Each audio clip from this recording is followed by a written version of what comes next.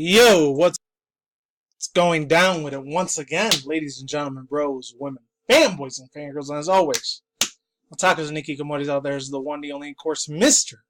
Nintendo Sony Free 2011, aka Man Word Green. Of course, you guys know Wrestling Intros on Troll Swords channel. Follow me Twitter, Instagram, all that yada yada yada good stuff. And yeah, not too long ago, a couple days back, since I've been off for a little bit. Plus, you guys already know Wednesdays and Thursdays I don't do videos, period, unless something very important from either Nintendo or possibly Pokemon related. Maybe a few other things are extremely important when it comes to me, for myself personally. What is good in the gaming industry, or just what's really shitty in the gaming industry or bad.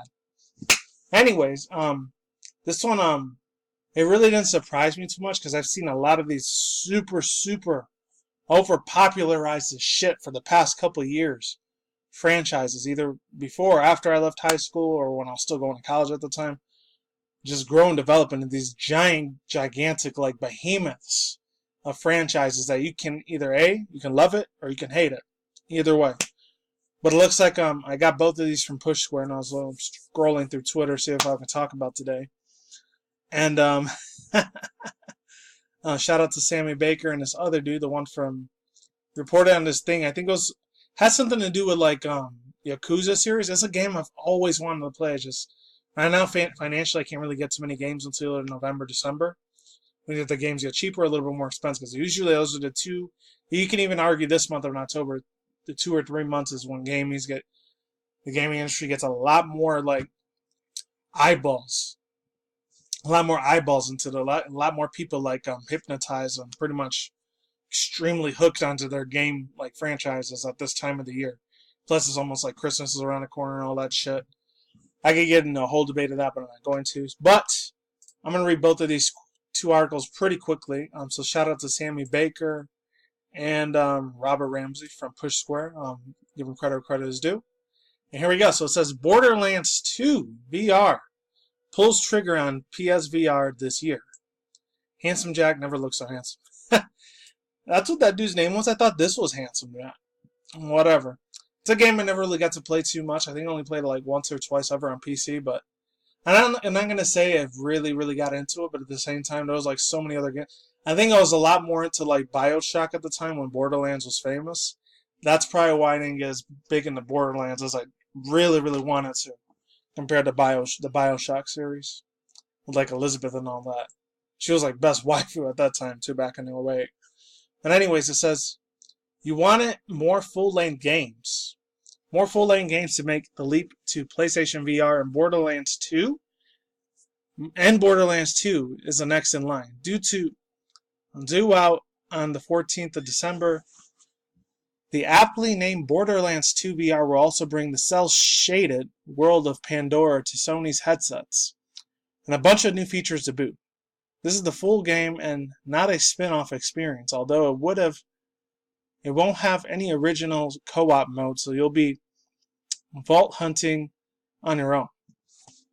The game will feature a few new mechanics, including the badass Mega Fun Time, which will essentially lie to slow down a time during combats.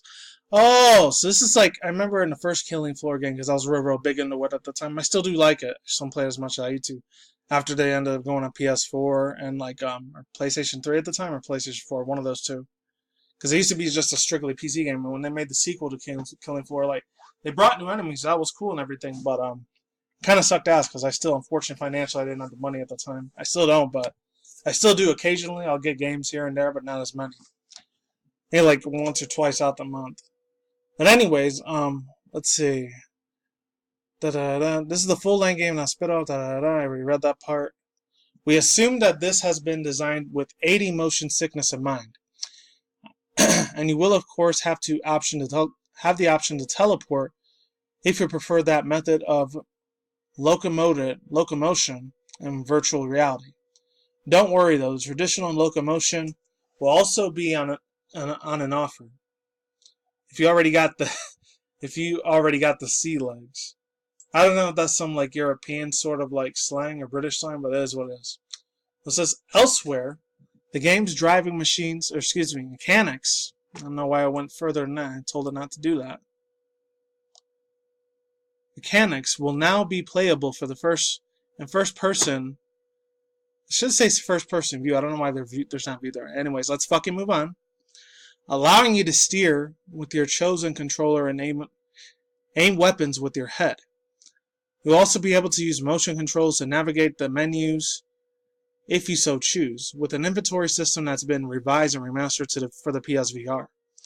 We've checked in with 2K Games, and the title will support either the DualShock R4 or the PlayStation Move wands, but not the PSVR aim control. That's weird. They should have had that as like a bonus, like little extra DLC content. They should have did that, or with the physical controls. That's just my own opinion, though. That they want to make a lot more extra money with the motion controls. Hey, that's totally cool with the little PlayStation wands. I'm fine with that. It's a business thing, whatever. Let's move forward. So it says, is this a campaign you will be willing to replay in virtual reality? As mentioned before, earlier in the article, the title's due out on the 14th of December, with pre-orders open right now. Register your interest on the PlayStation Store, and you'll land a dynamic theme featuring a title for the famous Vault Hunters. Oh, that sounds cool. We'll be picking this up. Do you want more games of this kind of scale for the PSVR? PlayStation VR, if any people don't know. Do your best claptrap dance. Claptrap dance on in the comment section below.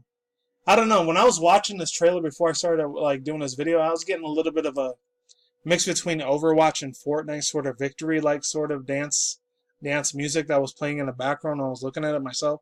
I'll leave the link to this video down below, or I might just leave their YouTube channel there as well. But another overall thoughts, these opinions, oh my god. The only two girls I remember in that game were fucking Lilith, and then the other chick that was, let's just say she was pretty much eye candy before this bullshit SAW fucking shit started happening. Around mid-late 2014 at the time. I think it was around the same time fucking Gamergate shit started happening. I'm not going to get into that. But, and that bullshit politics speculation. But I will say this, my god, I remember Lilith, and then the other one that was pretty much fan service. In my own personal opinion, I feel like she was like a Harley Quinn like clone. The only difference is she had like that East Coast accent or whatever. She's, whatever you say, Mr. J. You know, that type of thing. Or like when she says, pudding. Night, night, Batman. The bats. It's my best HQ impression, by the way. Let me get a drink real quick. Hold on. By the way, I know a lot of people already know who she is, but shout out to that chick, Chera Strong. She's like the best Harley Quinn voice actress. The way she does her impression is just fucking top notch. I love it because, you know, I'm a fan of her. When she gets into politics about Trump and shit, though, when she's spewing her shit on Twitter, I just kind of like sound her out. But when she's talking about stuff that's, you know, cartoon related stuff, then I'll pay attention. But anyways, yeah. I remember her and the other one, Mad Moxie. It was that chick. And I remember in this trailer right here, it's like, did you miss me, sugar? I don't know. And she was really cute, sexy, beautiful, hot fucking woman. Don't fucking get me wrong. That woman is a fucking eye candy. Not an eyesore, but straight out angel goddess status. And I'm really, really digging it. I'm glad to see her in VR. I can tell you a lot around right now, a lot of dudes are going to be fapping really hard to that shit. I'm just saying. Especially a lot of younger, you know, crazy adolescents, teens out there. Anyways, let's move on. Because I remember I was at that age, at 17, 18 years old, I used to do that shit a lot. But anyways, yeah, let's move on. So it says, new Judge Eyes gameplay sets a gripping, gritty tone for Yakuza Studios' latest project. I don't know if this has anything to do with Yakuza series. I'm pretty sure it probably has. I haven't watched this one, this trailer yet, but I'll probably watch it in my own time. Same with you guys. Links down below if you want to see it in your own time. This one's a lot shorter, so it says, I keep wanting to say Judge's Eyes. Judge Eyes continues to look like a Yakuza spinoff that we have to get our hands on. During a recent live stream, Sega showcased another 20 minutes or so of gameplay. This time taken from a title's original opening scenario. It does a great job of setting a gritty tone, and as in the case with the Yakuza games, there's some fantastic cutscenes directions. The gameplay footage starts at around the 30-minute mark in the video that we've embedded above. Judge Eyes' due out in Japan this December and has already been confirmed for the Western release in 2019. What are your thoughts on Judge Ice track down some criminals at console? That's funny when they do their little gimmick over here. When they like try to be immersive with the fans. Which I don't know if they really give a shit about their like subscribers or followers or not. It's cool if they do, but if they don't, they're kind of scumbags for doing that. I'm just saying, Push Square. Don't try to put hate comments on me. But if you do, that's cool. Other than that, I don't know. This looks like a really badass Japanese version of that dude Liam Neeson. If any people ever saw the Taken movies or anything that Liam Neeson was in, that guy is a hardcore motherfucker. But he looks like the Japanese badass martial arts version of kicking the other evil bad guy ass, and he's kicking ass, taking names, and he's pretty much like a superhero in that universe. So this is another reason I've always wanted to play the Yakuza game. I just never got the chance to get any of these games. Not even the first one. I think Yakuza 1 was only available for Japan. That was like a Japanese exclusive. Which one day, I swear to God, before I leave this earth, I gotta visit Japan. Whether about maybe 3 days, maybe a week or 2, I'll stay over there. If it ever happens. God willing. Before or after the end of the world fucking goes down. But, that's a really, really fucking awesome suit the guy has. And I'm really, really, really stoked to see this shit on my own. My God. Oh, and if any of you guys made it this far in the video, I know there was some Spyro Reignited news, and they showed Alora that was in there. And I'm saying that in a little bit of a piss the fuck off sort of attitude because her design's still not growing on me. I'm sorry. Just saying. Her voice is alright. It's cute and adorable and everything, but her design just, I'm not feeling it, man. I'm really not. Even the fan arts, I'm not even feeling that much either. I've looked at lots and lots of fan arts, too. And, yeah, I'm still a little bit of unappreciative, but I'm sorry. I saw the new Professor look. That was really good, but I'll get to that in a separate video. And they show a little bit more of Agent 9, too. So shout out to my boy, Vivi.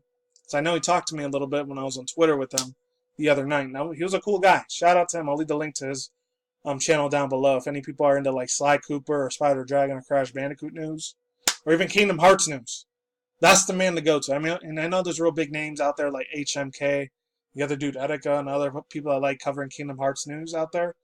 But those are smaller channels. I know mine's is very small, but it is what it is. But that's all I gotta say for now, and I'm done here. Links to description box down below. Cartel on the side if any people want to see these videos in your own personal time. I'm out. Peace out once again, ladies and gentlemen, bros, women, fanboys, and fangirls, as always. Tacos and Ikikomoris out there. I will see you when I see you. You guys have a good day, have a good night, wherever you're at around the universe out there. Don't drink, spend wit at the same time. Don't take them reckless. Keep it calm, keep it cool, keep it chill, keep it collective out there. Stay tuned for more future articles and session reviews, including video game industry news, anime, manga news, internet news. That wraps it up. Take it easy, stay safe. Peace out. I am out like sauerkraut. I'm gone. I'm getting the hell out of here. Late and goodbye. We'll see you on the flip side. Take it easy. I'm gone. I'm out. See you guys later, and yeah. Oh, I don't say it very often. Please hit the bell notification because I'm surprised if I can get anywhere between 20 and 50 views, that's cool. But if I can get more than that, that's even better because I only got 12 people to watch my Sinnoh Pokemon Go Sinnoh update that they're gonna do for Gen 4. So I don't know. I don't say it very often. I'm not trying to whore myself out there, but just be aware that I'm still around. I still do exist, people. All right, later.